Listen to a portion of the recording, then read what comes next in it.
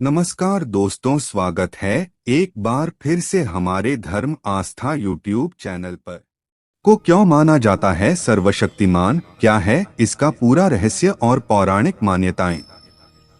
मन पर नियंत्रण करके शब्दों का उच्चारण करने की क्रिया को मंत्र कहते हैं। मंत्र विज्ञान का सबसे ज्यादा प्रभाव हमारे मन व तन पर पड़ता है। मंत्र का जाप एक मानसिक क्रिया है। कहा जाता है कि जैसा रहेगा मन वैसा रहेगा तन, यानी यदि हम मानसिक रूप से स्वस्थ है तो हमारा शरीर भी स्वस्थ रहेगा। मन को स्वस्थ रखने के लिए मंत्र का जाप करना आवश्यक है। ओम 3 अक्षरों से बना है। उ और म से निर्मित यह शब्द सर्वशक्तिमान है। जीवन जीने की शक्ति और संसार की चुनौतियों का सामना करने का अदम्य साहस देने वाले ओम के उच्चारण करने मात्र से विभिन्न प्रकार की समस्याओं व व्याधियों का नाश होता है। सृष्टि के आरंभ में एक ध्वनि गूंजी ओम और पूरे ब्रह्मांड में इसकी गूंज फैल गई। पुराणों में ऐसी कथा मिलती है कि इसी शब्द से भगवान शिव, विष्णु और ब्रह्मा प्रकट हुए। इसलिए ओम को सभी मंत्रों का बीज मंत्र और ध्वनियों एवं शब्दों की जननी कहा जाता है। इस मंत्र के विषय में कहा जाता है कि ओम शब्द के नियमित उच्चारण मात्र से शरीर में मौजूद आत्मा जागृत हो जाती है और रोग एवं तनाव से मुक्ति मिलती है। इसलिए धर्म गुरु ओम का जप करने की सलाह देते हैं, जबकि वास्तुविदों का मानना है कि ओम के प्रयोग से घर में मौजूद वास्तु दोषों को भी दूर किया जा सकता है। ओम मंत्र को ब्रह्मांड का स्वरूप माना जाता है। धार्मिक दृष्टि से माना जाता है कि ओम में त्रिदेवों का वास होता है। इसलिए सभी मंत्रों से पहले इस मंत्र का उच्चारण किया जाता है, जैसे ओम नमो भगवते वासुदेव, ओम नमः शिवाय। आध्यात्मिक दृष्टि से यह माना जाता है कि नियमित ओम मंत्र का जप किया जाए तो व्यक्ति का तन मन शुद्ध रहता है और मानसिक शांति मिलती है। ओम मंत्र के जप से मनुष्य ईश्वर के करीब पहुंचता है और मुक्ति पाने का अधिकारी बन जाता है। वैदिक साहित्य इस बात पर एक मत है कि ओ 3 ईश्वर का मुख्य नाम है। योग दर्शन में यह स्पष्ट है। यह ओ 3 शब्द 3 अक्षरों से मिलकर बना है। ओम प्रत्येक अक्षर ईश्वर के अलग अलग नामों को अपने में समेटे हुए है। जैसे अ से व्यापक, सर्वदेशीय और उपासना करने योग्य है। उ से बुद्धिमान, सूक्ष्म, सब अच्छाइयों का मूल और नियम करने वाला है। म से अनंत, अमर, ज्ञानवान और पालन करने वाला है। ये तो बहुत थोड़े से उदाहरण हैं जो ओ 3 के प्रत्येक अक्षर से समझे जा सकते हैं। वास्तव में अनंत ईश्वर के अनगिनत नाम केवल इस ओ 3 शब्द में ही आ सकते हैं और किसी में नहीं। अनेक बार ओ 3 का उच्चारण करने से पूरा शरीर तनाव रहित हो जाता है। अगर आपको घबराहट या अधीरता होती है तो ओ 3 के उच्चारण से उत्तम कुछ भी नहीं। यह शरीर के विषैले तत्वों को दूर करता है, अर्थात तनाव के कारण पैदा होने वाले द्रव्यों पर नियंत्रण करता है। यह हृदय और खून के प्रवाह को संतुलित रखता है। इससे पाचन शक्ति तेज होती है। इससे शरीर में फिर से युवावस्था वाली स्फूर्ति का संचार होता है। थकान से बचाने के लिए इससे उत्तम उपाय कुछ और नहीं। नींद न आने की समस्या इससे कुछ ही समय में दूर हो जाती है। रात को सोते समय नींद आने तक मन में इसको करने से निश्चित नींद आएगी। कुछ विशेष प्राणायाम के साथ इसे करने से फेफड़ों में मजबूती आती है। के उच्चारण का रहस्य है एकमात्र मंत्र यही है।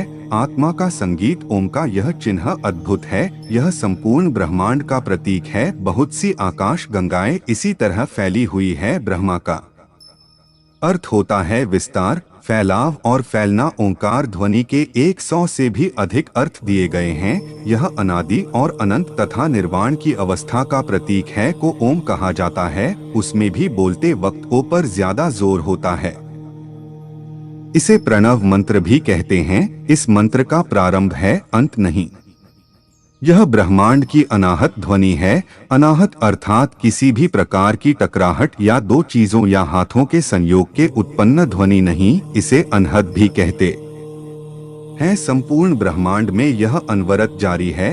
तपस्वी और ध्यानियों ने जब ध्यान की गहरी अवस्था में सुना कि कोई एक ऐसी ध्वनि है जो लगातार सुनाई देती रहती है, शरीर के भीतर भी और बाहर भी, हर कहीं वही ध्वनि निरंतर जारी है और उसे सुनते रहने से मन और आत्मा शांति महसूस करती है, तो उन्होंने उस ध्वनि को नाम दिया ओम। साधारण मनुष्य उस ध्वनि को सुन नहीं सकता, लेकिन जो भी ओम का उच्चारण करता रहता है उसके आसपास सकारात्मक ऊर्जा का विकास होने लगता है। फिर भी उस ध्वनि को सुनने के लिए तो पूर्णत मौन और ध्यान में होना जरूरी है। जो भी उस ध्वनि को सुनने लगता है वह परमात्मा से सीधा जुड़ने लगता है। परमात्मा से जुड़ने का साधारण तरीका है का उच्चारण करते रहना। त्रिदेव और त्रैलोक्य का प्रतीक शब्द 3 ध्वनियों से बना हुआ है।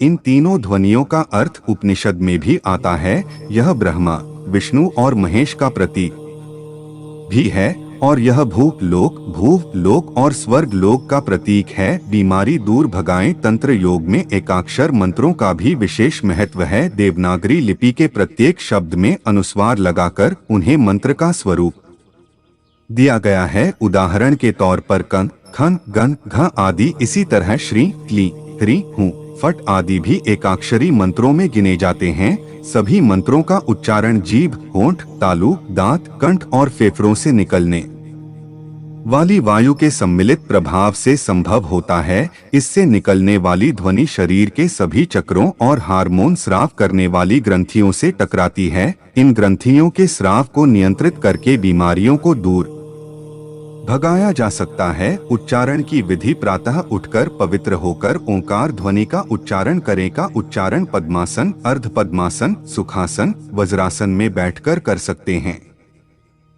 इसका उच्चारण 5 जुलाई 2010 21 बार अपने समयानुसार कर सकते हैं। जोर से बोल सकते हैं, धीरे धीरे बोल सकते हैं, जप माला से भी कर सकते हैं। इसके क्या हैं लाभ? इससे शरीर और मन को एकाग्र करने में मदद मिलेगी। दिल की धड़कन और रक्त संचार व्यवस्थित होगा। इससे मानसिक बीमारियां दूर होती हैं, काम करने की शक्ति बढ़ जाती है। इसका उच्चारण करने वाला और इसे सुनने वाला दोनों ही लाभान्वित होते हैं। इसके उच्चारण में पवित्रता का ध्यान रखा जाता है। शरीर में आवेगों का उतार चढ़ाव, प्रिय या अप्रिय शब्दों की ध्वनि से श्रोता और वक्ता दोनों हर्ष, विषाद, क्रोध, घृणा, भय तथा कामेच्छा के आवेगों को महसूस करते हैं। अप्रिय शब्दों से निकलने वाली ध्वनि से मस्तिष्क में उत्पन्न काम, क्रोध, मोह, भय, लोभ आदि की भावना से दिल की धड़कन तेज हो जाती है, जिससे रक्त में टॉक्सिक पदार्थ पैदा होने लगते हैं।